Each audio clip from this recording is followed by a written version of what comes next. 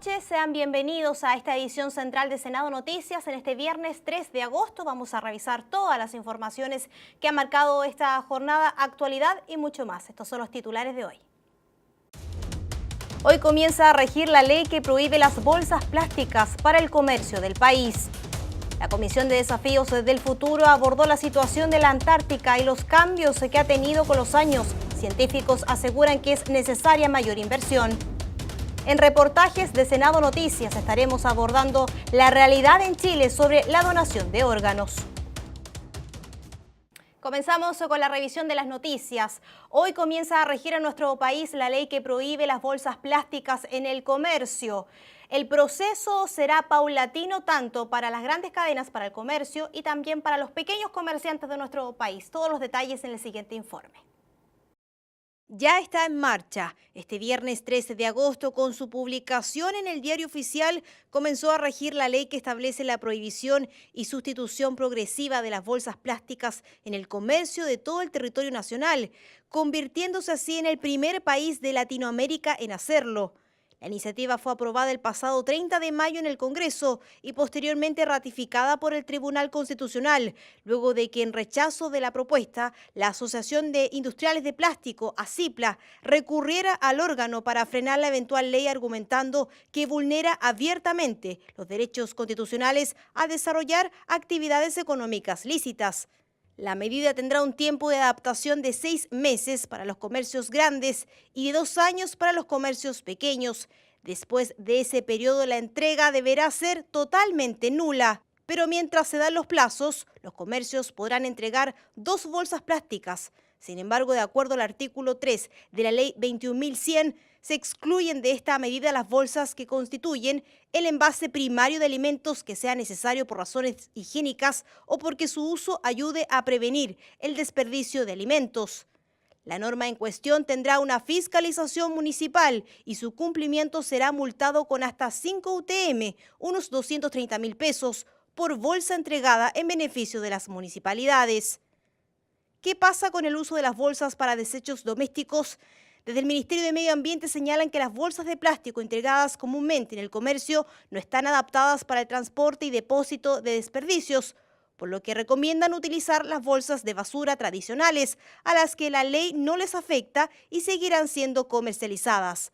El presidente Sebastián Piñera celebró en el Paseo Humada en la capital la entrada en vigencia de la ley y aseguró que con ello se cambia la cultura de la vida de los chilenos y optar por el reciclaje.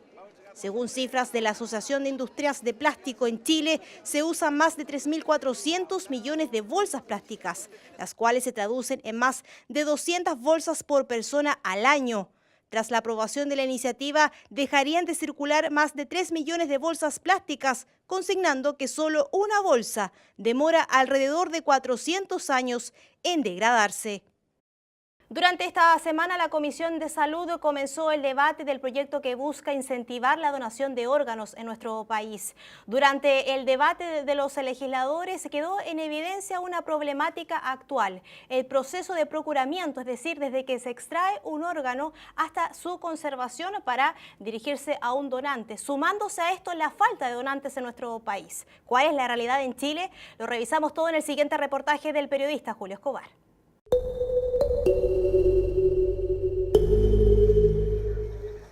En la sociedad chilena existen ciertas creencias que no siempre terminan siendo ciertas y varias de ellas rodean a la donación de órganos. Por ejemplo, que el ser adulto mayor le impida ser donante. De hecho, por estos días, el principal problema no se trata de la falta de donantes, pese a que de igual manera la cifra es baja y crítica. Pero más problemático aún es que solo el 4% de los donantes en Chile son requeridos para extraer sus órganos y trasplantarlos. Lo expuso la nefróloga Jacqueline Pefort en la Comisión de Salud del Senado. Es tan importante que yo comente esto porque si solo el 4% de los donantes llegan a ser enfrentados a la solicitud de voluntad de donación es porque estamos haciendo las cosas mal antes. Y el problema está en el principio del proceso de gestión de procuramiento. Pero, ¿de qué se trata el sistema de procura y cuáles son sus falencias? Este proceso va desde la educación y divulgación de la donación de órganos hasta que se produce el trasplante, pero en el camino hay muchas etapas que no se superan o a las que simplemente nunca se llega. Antes de poder evaluar si existen contraindicaciones en el donante, se produce el primer problema. No se avisa al coordinador del hospital de que existe un posible donante, el que, por ende, no es detectado. Pese a que la ley obliga a dar aviso cuando hay muerte encefálica, esto a veces no se cumple. Según un estudio del Hospital Barros Luco en 2017, esta fue la principal razón por la que no se pudo iniciar el proceso de trasplante a tiempo. Tiene que haber un ente técnico, empoderado y con las capacidades para poder decidir al momento. ¿Por qué? Los órganos no duran 7 días, ¿ya? Un riñón puede durar 24 horas, un hígado puede durar 12 horas, un corazón puede durar 4 horas, por lo tanto se requiere tomar decisiones rápidas. Una vez que se diagnostica la muerte, se presenta otra dificultad. Previo a eso y para conservar adecuadamente los órganos, es necesario que el donante esté en una cama UCI, pero no todas las urgencias cuentan con una o no son derivados a tiempo. Recién cumplidas estas condiciones, se solicita la donación. Yo creo que tiene que haber una cama de UCI obligatoria, por ley, para que de verdad se respete. Creo que hay que establecer un sistema de sanciones a la no notificación. ¿Te das cuenta? Para que esto funcione, porque si no, no va a funcionar. Si es que los órganos requeridos logran sortear las primeras y cruciales etapas del proceso, recién se llega a la parte final, donde se repiten los problemas estructurales, como las dificultades para trasladar un órgano a regiones alejadas de la capital. Personas que están en la zona sur del país, bueno, y como no hay cómo traerla inmediatamente, finalmente lo que se opta es por pasar al siguiente en la lista. Entonces acá pareciera que hubiese un sistema que está absolutamente centralista, donde uno si tiene necesidad de procurar un órgano debería estar en la región metropolitana, y las personas que están, en este caso una persona que estaba en Chiloé, finalmente no pudo ser trasplantada. Fue la ley de donante universal la que creó la actual coordinadora, que reemplazó a la ONG que antes se encargaba del sistema de donación y trasplante. Las voces que debatieron sobre este tema en la Comisión de Salud del Senado coincidieron en que se requiere una nueva institucionalidad. El problema está en que la Coordinadora Nacional carece de recursos, carece de autonomía y de atribuciones. La dirección, como dije, y la gestión del procuramiento realmente recae en las procuradoras y esas dependen del director del hospital. Debería recaer directamente en la central procuradora. Si en Chile hay una primera dificultad para detectar al donante, esto en ningún caso significa que sobren.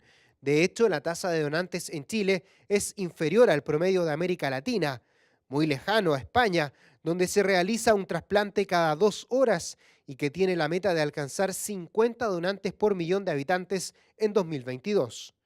La idea es justamente revisar aquello y establecer un procedimiento que nos permita, cuando se genere la renovación de la licencia de conducir o el carnet de identidad, la posibilidad de preguntarles nuevamente a aquellos chilenos si están o no disponibles para ser donantes. Está muy por debajo de los niveles internacionales.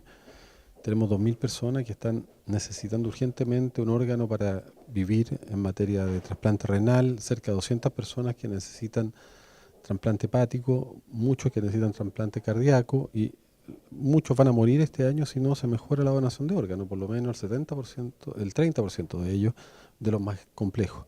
Chile en un primer término busca alcanzar los 170 donantes efectivos por año y en 4 años más duplicar esa cifra con 20 donantes por cada millón de personas. Es imperativo que el Ministerio de Educación considere incluir en el currículum escolar el tema de trasplante y donación de órganos, incluir en la malla curricular de las carreras universitarias y técnicas del área de la salud de manera obligatoria la donación de órganos. Es increíble que internamente, en nuestro propio núcleo, nuestras propias auxiliares, nuestros propios médicos son nuestros principales detractores.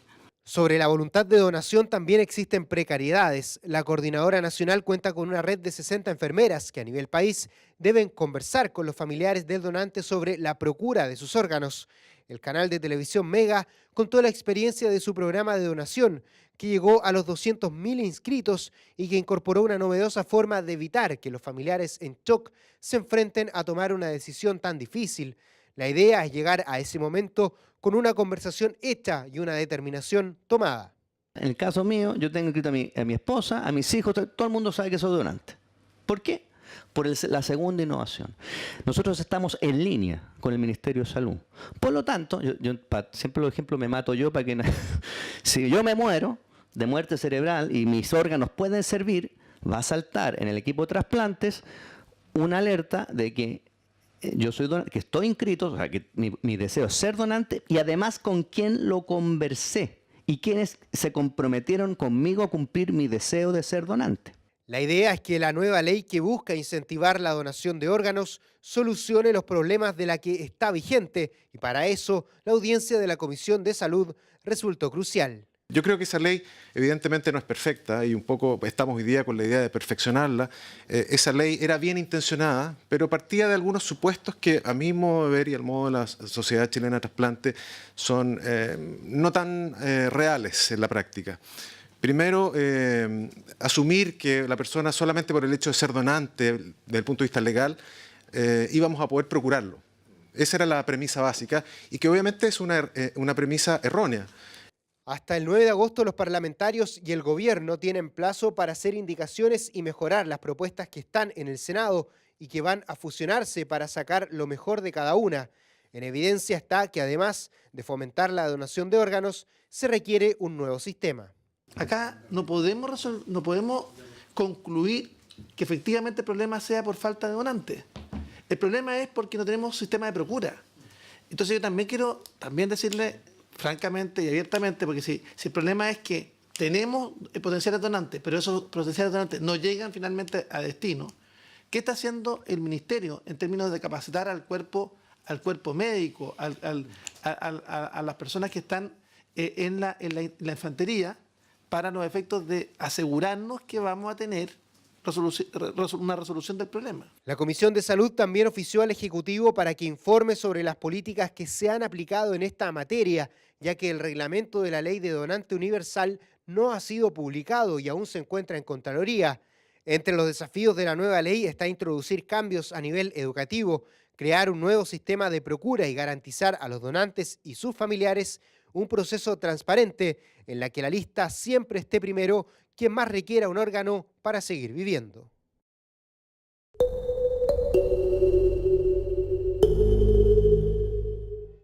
Y los planes para el manejo de las aguas lluvias fue parte del análisis sobre el proyecto de servicios sanitarios. ¿En qué va el análisis de este proyecto de ley? Lo revisamos en el siguiente informe.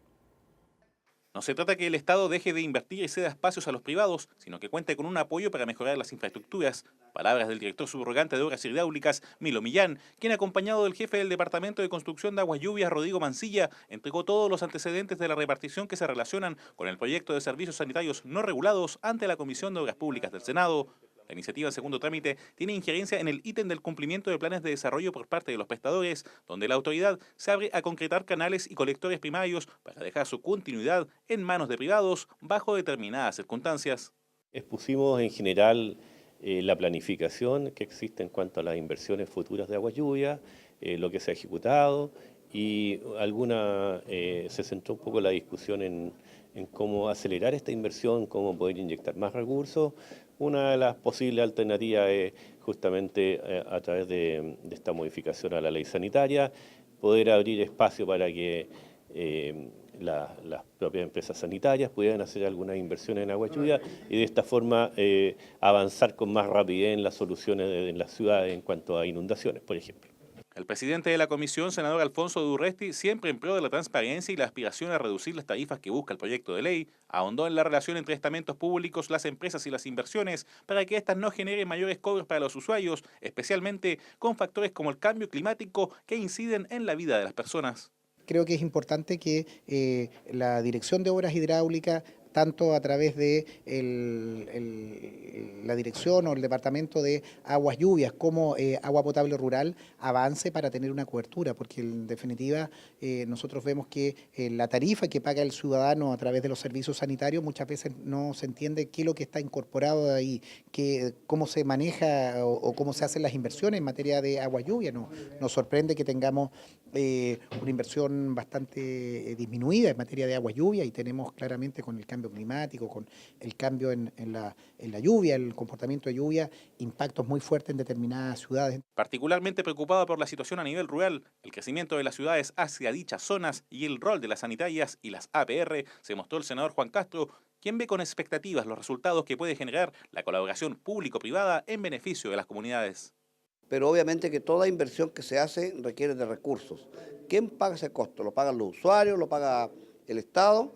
Si lo paga el Estado, obviamente que esas inversiones van a ser pero muy lentas. Estamos hablando de 40 años, 50 años. Bueno, siempre la unión público-privado siempre es positiva, siempre se trabaja de una forma más eficiente, más rápida cuando es privado. Esa unión tiene que darse. Yo creo que hoy día estamos en un mundo que necesitamos al privado que participe, que apoye, que ayude, porque las inversiones y los recursos no están en el Estado para todas las inversiones que son necesarias. Debido a las inquietudes de los senadores, la comisión espera convocar a una sesión donde se dediquen junto a las autoridades especialmente a abordar la situación de las asociaciones de agua potable rural en el marco del proyecto, cita que podría concretarse entre fines de agosto y comienzos de septiembre. Seguimos avanzando en otras informaciones legislativas. La Comisión de Desafíos del Futuro del Senado abordó la situación de la Antártica y los cambios, sobre todo medioambientales, que ha tenido en los últimos años. Científicos piden mayor inversión del Estado para investigar. Detalles a continuación. Es conocido como uno de los laboratorios naturales más importantes del mundo. Es que según científicos, lo que pasa en el continente antártico puede determinar los climas y eventos naturales que ocurren en otros territorios.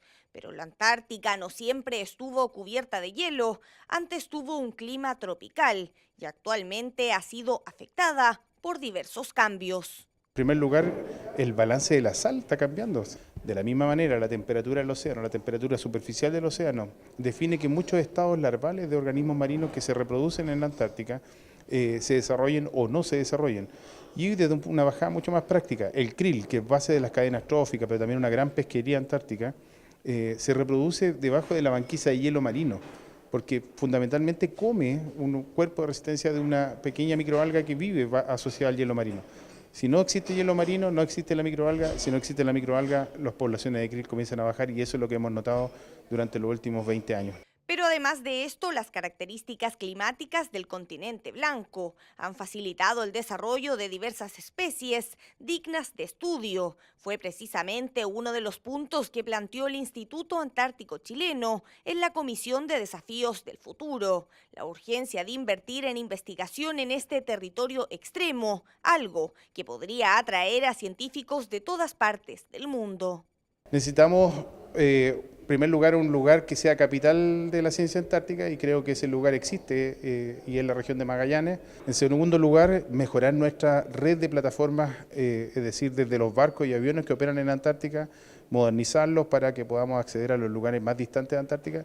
Y en tercer lugar, tener un sistema, una red de bases con un alcance latitudinal que nos permita ser positivos sensores del cambio climático.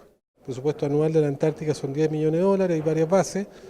La gran mayoría no funciona sino en los meses de verano porque no hay presupuesto para que funcionen, pero son bases que tienen 20 años de antigüedad y tienen una sobredotación de un 300%. Por eso que es muy importante invertir en ciencia, recuperar las bases que están abandonadas. Hay una propuesta de invertir 70 millones de dólares en 6 años, lo que no es tanto. Es una inmensa inversión para Chile, el desarrollo científico ahí es la mejor manera de hacer soberanía. La Comisión Desafíos del Futuro continuará analizando este tema. Ya acordaron que pedirán una reunión a los ministerios de Hacienda, Defensa y Relaciones Exteriores. Y no descartan también al presidente de la República en busca de una glosa presupuestaria para el año 2019 destinada a la inversión en territorio antártico chileno. Y este fin de semana tenemos un nuevo estreno del capítulo del programa Resumen de Sala, donde el periodista Cristian Reyes, como siempre, nos cuenta las principales informaciones en cuanto a la sala de sesiones, proyectos que fueron debatidos por nuestros legisladores. Aquí un adelanto. Hola, los invito a que nos reunamos este fin de semana a repasar algunos de los ejes de los principales temas vistos en la sala del Senado durante los últimos días. El paso del Senado a la Cámara de Diputados del proyecto que empodera a los municipios en materia de reparación de baches en calles y avenidas y el respaldo del Pleno para una nueva sociedad anónima estatal que brindará ayuda a micro, pequeñas y medianas empresas. Ya lo sabe, este sábado y domingo la invitación está hecha para que nos acompañe en un nuevo capítulo de Resumen de Sala por TV Senado. También les quiero adelantar que este lunes tenemos capítulo de estreno del programa Profundidad de Campos. La entrevistada para esta ocasión será la senadora Luz Ebensperger. Aquí un adelanto. Hola, ¿qué tal? Saludos cordiales aquí en TV Senado. Queremos invitarle a un diálogo franco, profundo, en Profundidad de Campos, aquí en el canal del Senado, con la senadora Luz Eliana Ebensperger, representante de la región de Tarapacá, en la Cámara Alta.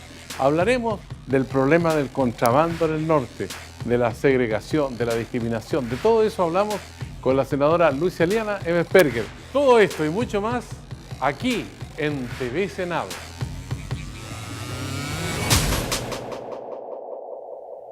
Ahí estaba la invitación para un nuevo estreno este lunes del programa Profundidad de Campos. Con esto yo me despido, no sin antes recordarles que nuestras redes sociales están disponibles para usted. Estamos en Twitter y sobre todo nuestro canal de YouTube, TV Senado Chile. Usted puede suscribirse gratuitamente y poder ver las comisiones, la sala de sesiones y toda la actividad legislativa y nuestra programación como canal. Soy Betsabe Fuentes, que tenga un gran fin de semana y nos reencontramos el lunes.